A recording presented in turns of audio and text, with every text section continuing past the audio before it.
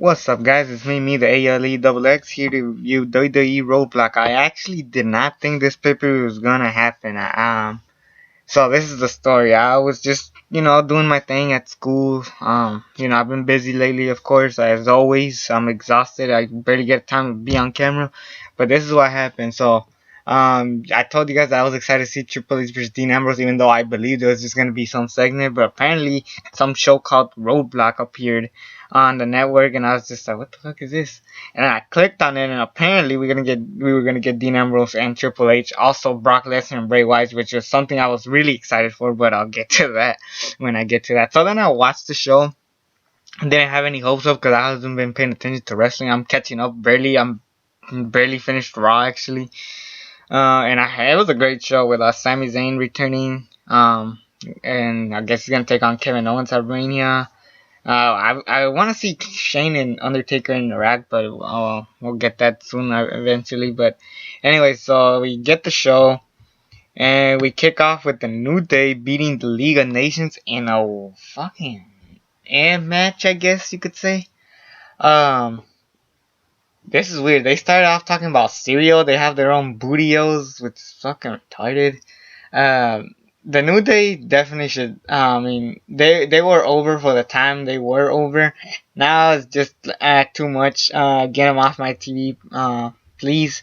And yeah, that was basically the New Day for you. Sheamus and Barrett. You could tell these guys do not work good together. They are not a good team at all. Hold on, I'm writing some stuff. But yeah, definitely don't care about this match. It was pretty dull for all I care. It was whatever. It wasn't atrocious, but I would not. It's nothing I'm gonna remember. The only thing memorable about this is fucking bootios. Are you serious? You wanna remember bootios? Fuck that. And thankfully, the League of Nations did not take the championships from the New Day. If we're gonna have something good with the New Day, at least have them still be champs for WrestleMania. I don't want to see the League of Nations going to WrestleMania with the championships. No, fuck that. At least the social outcast, goddamn. That's a fact, people. The social outcast makes more sense than the League of Nations, even though it sounds tougher. Social outcast, 4 jobbers working together to become one epic mid-card team. Well, it's not epic, but it's kind of half-assed. If only they give those guys a chance to win, maybe these guys could be over. Trust me, believe that. And no pun intended for Roman Reigns fans. Chris Jericho beat Swagger. Oh yeah, Jericho turned heel. I don't like it. Because we're gonna get AJ Styles versus Chris Jericho at WrestleMania 32. I can just see it right now. And even though I do love the matches that they have, I'm tired of watching them. I want to see AJ Styles take on some epic stars.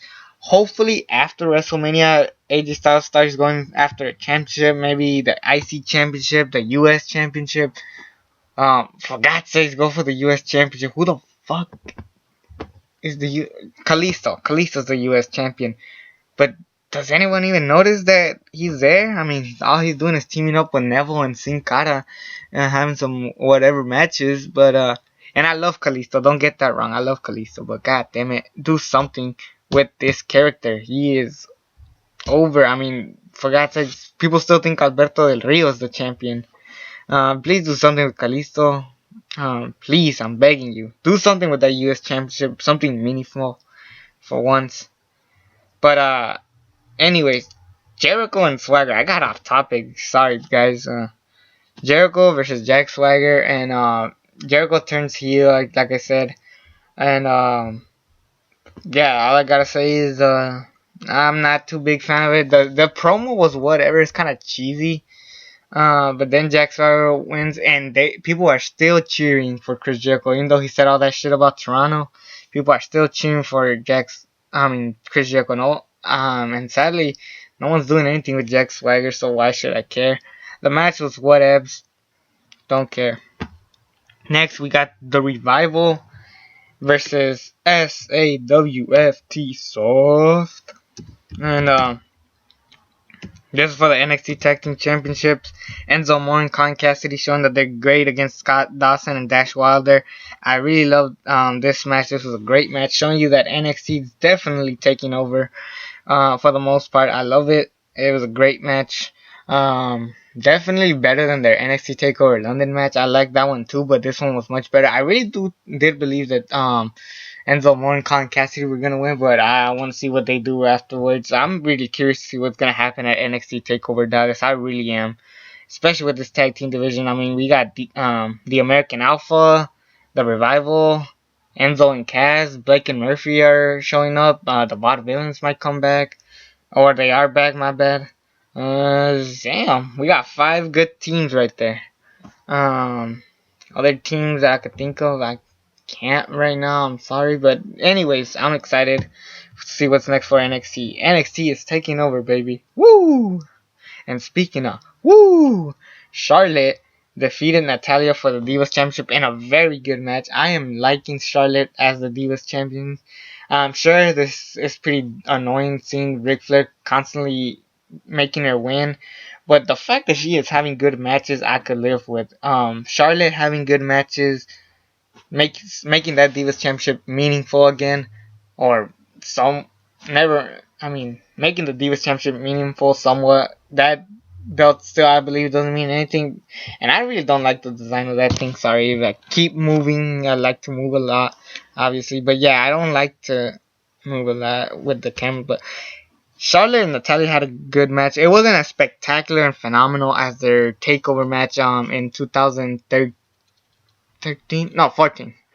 My bad. 2014 they had an even epic match. It was for the vacant women's championship because Paige left, but this was an amazing. That was an amazing match. This one was good, but obviously never topped that one. If I really recommend a good match for you, I recommend you to go watch that one. It's the first NXT Takeover special. I'm not counting a rival, but yeah, this is another good match. Showing you that Natalya is one of the best women's out there. She's fucking hot. She knows how to wrestle. And god damn it, good hometown match, I could say. Even though the whole Ric Flair helping her out was annoying. Really do. Then we get the dud of the show. I'm giving this a dud. I'm not giving no stars, none of that shit. Brock Lesnar versus Luke Harper, not Bray Wyatt. Yeah, that's right, people. Apparently, Bray and Brock were gonna fight, and we got lied to. Instead, we're gonna get Luke Harper, and yeah. So that was what happened, and all it was is a big squash. Luke Harper getting sent to Suplex City, and that was just all of it. And I was thinking we're gonna get Bray Wyatt at Brock and versus Brock Lesnar at SummerSlam. I mean not SummerSlam, WrestleMania. And then we might get some kind of thing with Dean Ambrose, Triple H, and Roman Reigns because Brock Lesnar is facing Dean Ambrose at Mania, unless they change that too. But it was just fucking confusing. Why the fuck would they have this? And I know it's a 2-on-1 handicap, but I don't give a fuck. It's Brock Lesnar versus Luke Harper. This was just a dud of a match. This shit. Luke Harper just gets his ass kicked. He had some momentum, but at the end of the day, it's a dud. It's a dud. No stars given. I don't care about this match. I hate it with a passion.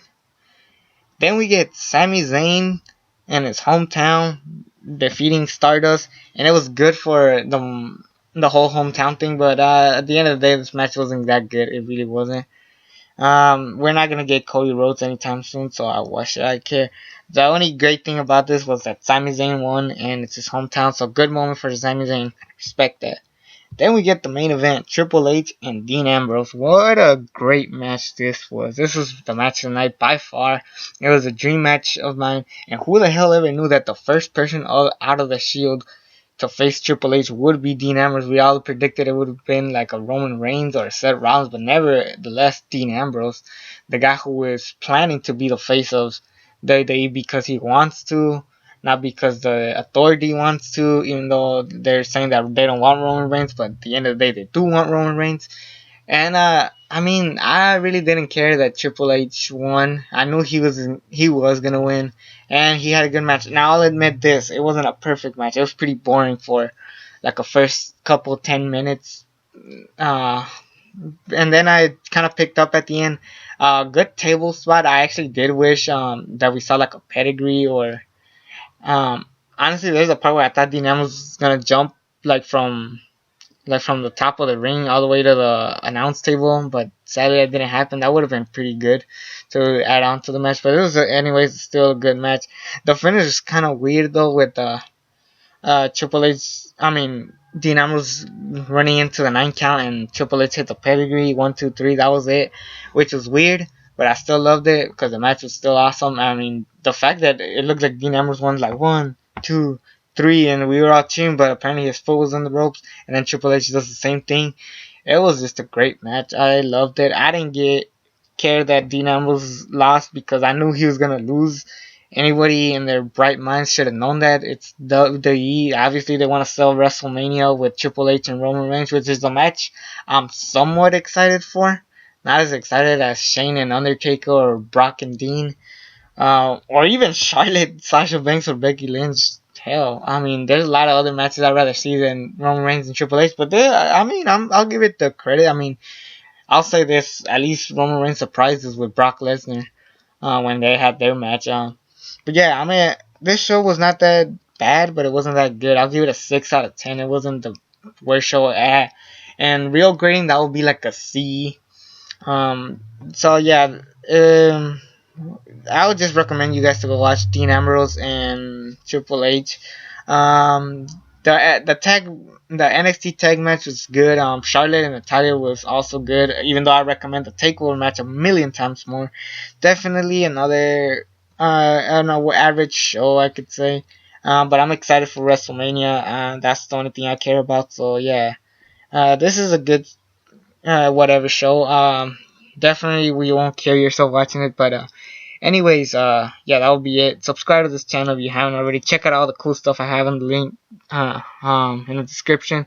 And it's me, the aLeXx, and until then, I'm out.